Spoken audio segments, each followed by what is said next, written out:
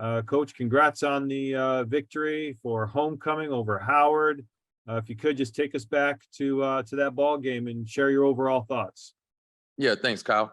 It was a great day. I thought the weather was beautiful. It was a hot, warm day, probably the warmest homecoming I've seen. But outstanding. The crowd was there. I told the guys that the people were going to be coming back in town, and wanted to see them. So the nest was packed. I've never seen that many people on campus in my life, but it was good to see all the folks come back, and good to see our guys play well. And I told them, the folks are coming back. We got to put on a show for them, and I thought our guys did that. So we came out, started fast, scored in the first play of the game. Defense, we got a couple of stops, and we got rolling. So it was good to see the offense pick up where we started, I guess, in the middle of the season, as far as scoring points. And defensively, I thought we played well. We had to turn them over a few times, and I saw some improvement there. But it was good win for the program, good win for our players. The team has been offensively, anyway, dominant this year at home, putting up more than 40 points in each of your home games this year.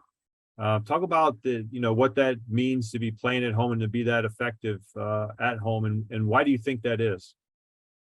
I mean, it means a lot. Our guys take pride in the university at North Carolina Central. So when we play at home, the students are very engaged. The SGA, Student Government Association, is very involved with athletics around campus. So when we're at home, we want to play well. And I've been told that this is probably one of the hardest places to play in the nest. So, when you have the fans pack the stadium out like they do, and it's already real tight down there on the sideline. So it's a difficult place for opponents to play. I had the opportunity to be on the other side of the fence one or two times, and it didn't end well. It didn't end well. So it was much better to be on that home sideline. But it's good to be able to put on a show for your crowd, for the alumni, and just to have a big explosive day like that. Very good. Our first question is from Shemai Cook. Go ahead, Shemai. You guys are now the number one team in the MEAC. How are you keeping your team, focused, not getting too cocky, going into, next week? Well, I don't think that's something you talk about now. I think it's a character of our team. We've always stayed in the moment, and it's always been one game at a time mentality. So we know the longer this thing goes, the higher the stakes get.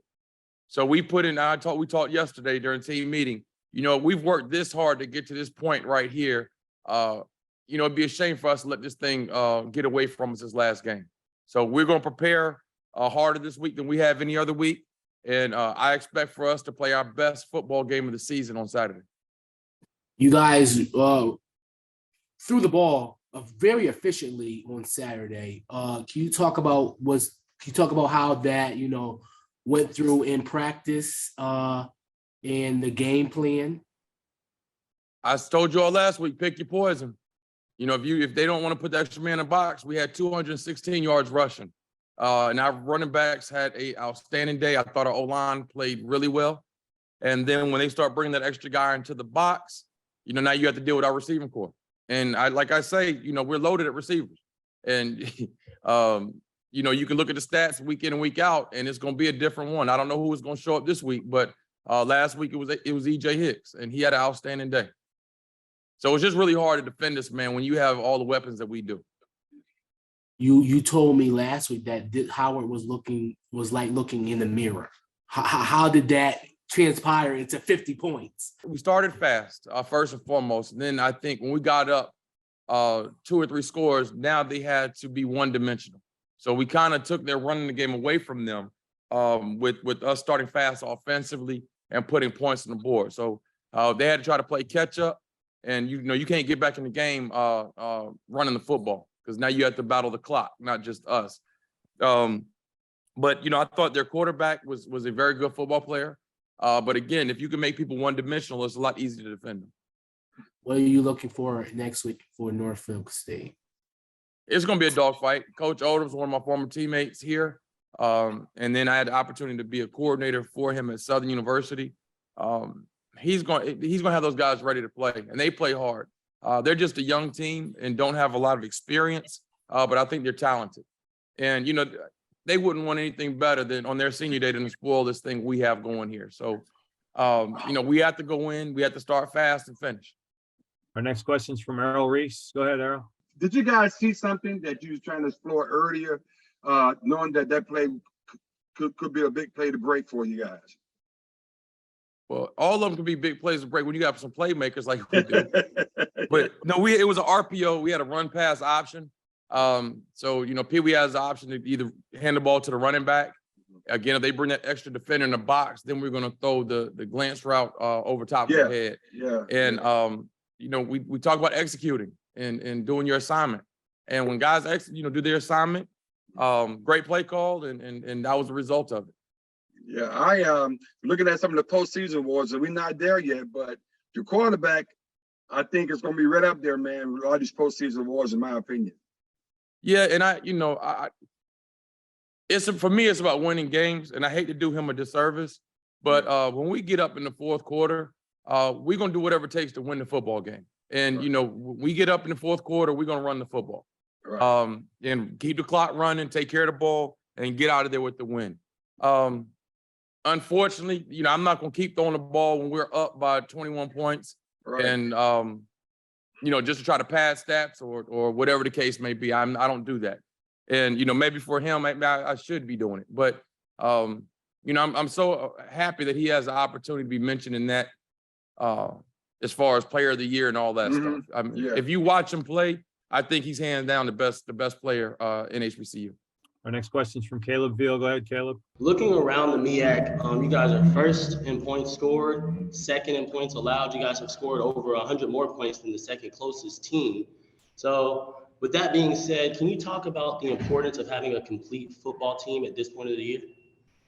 Yeah, and that's what we're looking for in all three phases, offense, defense, and the kicking game. And, as a coach, you always looked at the ways to improve and be more efficient in what you do. This week, I thought our kicking game kind of let us down a little bit. We could let kickoff return get out, and they scored on that. But we preach all three phases, and we want to play complementary football. And we talk about defense had to help set up scores for the offense. So we preach field position all the time. So they work hand in hand, and it's really good to see guys really cheering each other on. The offense loves to see the defense play, and I think the offense's biggest cheerleaders are our defensive coordinator, Coach Cord. He loves seeing offense put up them 50 points. All right, Coach, you talk about Coach Cord and the defense. A lot of people are talking a lot, and deservedly so, about the offense. But the defense has been playing lights out too. Again, Howard had an explosive offense coming in, and again, they held them to 14 points offensively. They had the special teams touchdown. Can you just talk about the defense and kind of give them their shine? Yeah, they're the unsung heroes. Like I said, we don't have a whole lot of star power. We just have some good football players, some blue collar guys. For us to hold that group to under 100 yards rushing was that's saying a lot. And then we had two starting defensive linemen out this past week. But the next guy has to step up.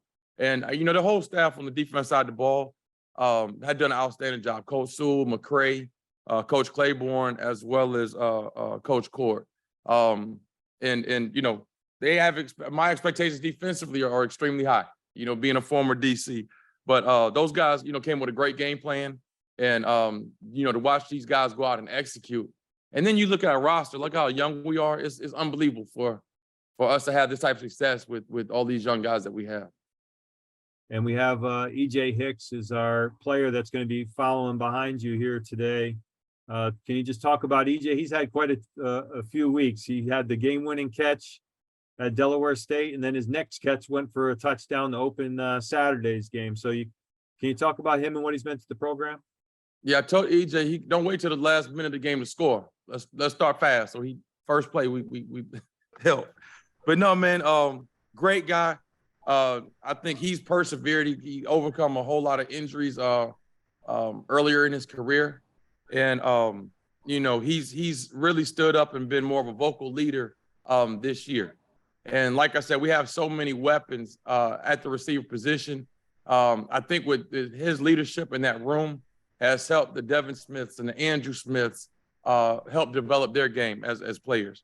But enjoyed having the program, jokester, always got something funny to say, always mess with me, but love to have him around. Obviously love to watch him play on Saturdays. He's electrifying, great route runner, great speed, great hands. Just, you know, that player that you want in your program. So, of course, you had a big game this past weekend, but I want to take you back 2 weeks. So we're at Delaware State, and the team realizes, hey, this is it. If we don't score on this drive, you know, we're probably going to head back on that bus ride with a loss. What was that conversation like going into that final drive? And then talk us through that game-winning play. So final drive, you know, we're in 2-minute mode, so we're trying to drive the ball as fast as possible. We had a big run by Mookie Collier that was huge for us. So now we wasn't in such of a rush no more because we was already across the field. So then we had a great play call from our coach. They was playing a lot of man. So we had one-on-one matchups. And guy like Pee Wee seen right coverage and came to me on the play. God willing, I made the right play and broke a tackle and scored in the end zone. That's great. And then, of course, your very next catch also goes for a touchdown. I believe it was a 73-yard touchdown. Talk us through that play. And once you broke through, what was going through your mind? So we had a great play call. Pee Wee threw a great ball. The man came down for the RPO. Everything opened up perfectly and had a good catch. And after I broke the tackle, I started looking in the Jumbotron to see if somebody was chasing me. And I seen somebody coming, so I had to speed up a little bit and start jogging when I got closer to the end zone. Got a little kind of tired for real. It was hot out there. Yes, for sure. So talk about what that experience was like, senior day, homecoming, and then just the amount of people that were there. That had to be pretty special. Yeah, the fans came and showed out for real. Stadium was packed, great energy, great vibes. Every time we made plays, they was making noise, helping us out. That was a big help for us for real. We fed off the energy and it helped us come out with a victory that we had this past Saturday. Very good. We'll have some more questions here. First one's from Shemai Cook. Go ahead, Shemai. Thanks, Kyle. Hey, EJ, how you doing? Good. How you doing? Good. You know, before you came on, Coach Oliver said that you had some injuries coming into this season. Well, before this season, how did you like those injuries help you go through, overcome adversity, and you know make you better this year? Because you are one of the, in my opinions, one of the best receivers in the MEAC. Taught me patience for real, because it was a hard time dealing with all those injuries I had to go through for real. From freshman year to last year when I broke my collarbone, it was just something like always something after the next for real. And I couldn't find a light for real. But it's helped me push through and be to the point where I'm at today and just kept my head down and keep working. And now I'm finally see the fruits of my labor for real. So it's just glad to see that. You talk about your you know, your connection with Pee Wee and all the other receivers when, you know, Devin and Andrew. Pee Wee, that's my guy, man. You know what I'm saying? Funny dude.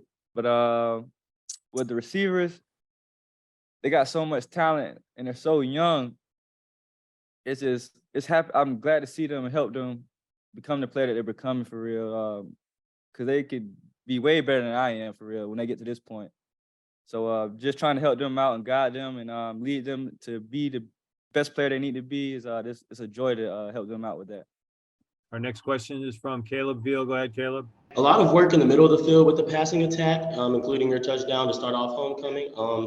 With defenses knowing that too, does that change your approach, knowing that a lot of action is coming in the middle of the field, and the defense can kind of key in on guys like you and Devin? Does that just change your approach from week to week? No, it doesn't change my approach. I feel like it's just on us to even work harder doing that. We could practice, seeing that they're gonna key us in. So that's just we got to work harder than in practice and in film and making sure our game is on point.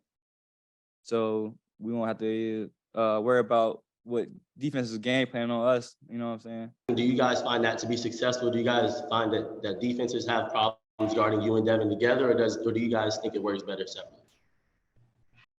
Anytime you have us on the field, I feel like it's a problem for any type of defense for real. Because as you see, we can stretch the ball, take a hitch or a slant to the crib, or go deep over top. And we got guys on the outside too that could do the same thing. So I feel like our whole receiver room is just stacked. It's not just me and Devin for real. So I feel like you have a whole problem guarding all of us for real, just not me and Devin. You know what I'm saying? With the deep receiving core like you guys have, it's often a few guys get left out maybe every other night. You seem to make a play every single week. Can you just talk about the preparation and your determination to continue to be dependable and someone that Central can count on?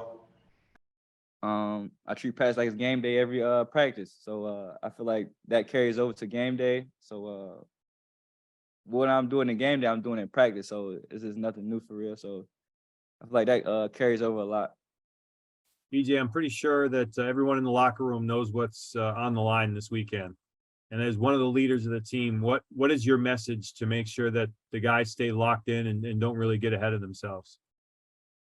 Because if you lose, it's over with. That's all I keep saying, guys. If we lose, there's no ring, no nothing. So we got to stay ready, stay humble, and stay hungry. You guys be like a shark in the water that smells blood, you know. So you have to just be on point with everything. And I hate to bring you back to it, but I know after walking off the field in Orangeburg, there was a lot of hurt because there were some folks that thought that was kind of it. How did you guys remain focused through that? Because that was tough to come back, and you guys have had to win some close games. It was tough on the guys. You know, it dawned us for about a couple of days after the loss, but we had to get back to work because anything can happen. Every team in the MEAC is good in my eyes, so anything can happen any given Sunday. You can lose to anybody. So we had trust and faith and just kept our head down, just kept working, and now we're at the point that we're at now. And you mentioned the injuries that you've had to overcome, and you said that there was a time where it was hard to see the light. How did you find that light? Really God for real, and then just trusting in Him and just knowing that everything's gonna work out. So that's all I leaned on God, and I knew my day was gonna come sometime. And what do you attribute your success that you've had this year? The hard work I put in. That's all I can really say. The hard work, God, and my teammates for real, and coaches. They believed in me, trusting me to make the plays, call my number, and I make the plays when they call my number. And I won't be nothing out my guys and my coaches for real.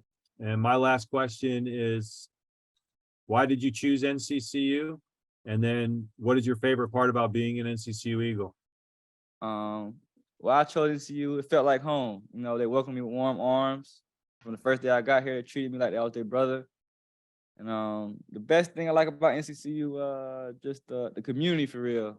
You know, we all like family. Like people in the CAF, from professors and everything. It's like one big family. So I love it. Wouldn't want to be not in this family. So that's about it for real.